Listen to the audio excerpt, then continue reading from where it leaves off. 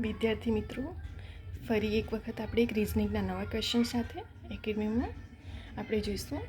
બરાબર, આપણને હંમેશા વિદ્યાર્થીઓની હરોળનો ક્વેશ્ચન પૂછવામાં આવતો હોય છે કે જમણી બાજુએથી ડાબી બાજુએથી કયો ક્રમ હશે. બરાબર, પહેલાં આપણે એક ક્વેશ્ચન જોઈશું અને એની ત્યાર પછી શોર્ટ ટ્રીકમાં સમજૂતી પણ જોઈશું. બરાબર, અહીં શું કીધું છે આપણને કે 31 વિદ્યાર્થીઓના હરોળમાં આરવનો ક્રમ ડાબી બાજુએથી 21નો છે અને જમણી બાજુએથી ક્રમ કયો હશે. બરાબર, અહીં આપણને ટોટલ વિદ્યાર્થીઓની સંખ્યા હરોળમાં આપી દીધી છે 31.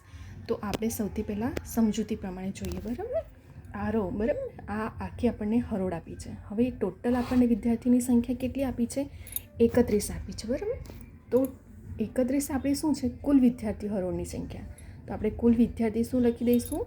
31 લખી દઈશું. હવે આરવ, તો આરવનો જમણી બાજુએથી ક્રમ આપણને પહેલાં આપણે શોધશું. ટોટલ વિદ્યાર્થી સંખ્યા 31. તો 31માંથી તમે 21ને માઇનસ કરશો તો જમણી બાજુએથી આરવનો ક્રમ કેટલો મળ્યો આપણને? અહીં 10 મળી ગયો. બરાબર, આપણને ડાબી બાજુએથી આપ્યું છે પરંતુ જમણી બાજુથી આપણને નથી કીધું.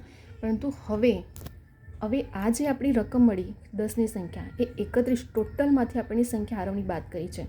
હવે આરવને જમણી બાજુથી શોધવું છે. બરાબર, તો આરવની જે સંખ્યા મળી 10 એમાં આરવ એ પોતે પણ એક ગણાશે, એક સંખ્યા ઉમેરવામાં આવશે. તેથી ટોટલ આન્સર આપણો શું આવી ગયો? 11.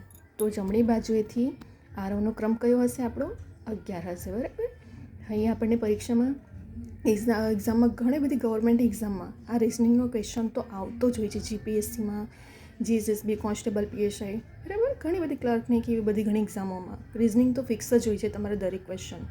બરાબર, તો આપણે આ 1 માર્ક્સ અહીં પાકો કરી શકીએ છીએ. બરાબર, ટોટલ વિદ્યાર્થીની સંખ્યા એમાંથી આપણે જે વિદ્યાર્થીની સંખ્યા ડાબી બાજુથી આપી છે એને આપણે માઇનસ કરી દઈશું. હવે માઇનસ કર્યા પછી એ વ્યક્તિને ટોટલ હરોળની સંખ્યામાંથી આરવને બાદ કરતાં આપણે મળી ગઈ એની જમણી બાજુની દિશા. બરાબર, જમણી બાજુની દિશાથી 21 મળી ગયો. હવે 21નો જે ક્રમ હતો તે પ્રમાણે આપણે શું કરી દઈશું?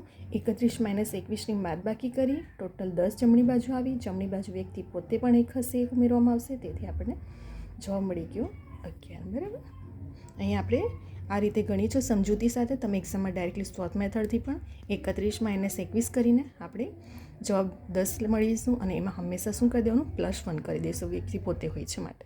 બરાબર, જવાબ તમને મળી જશે 11. અહીં આપણો જવાબ પણ મળી ગયો છે 11 આન્સર. બરાબર.